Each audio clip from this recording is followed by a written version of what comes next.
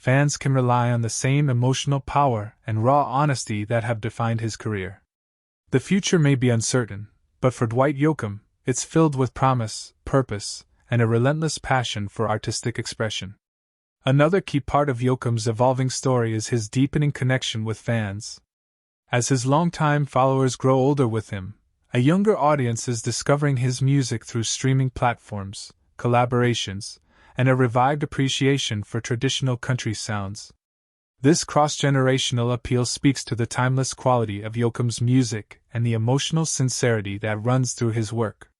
With an authentic style and a growing online presence, he remains perfectly positioned to bridge the past and the present, proof that real talent doesn't fade with age, it just gets better.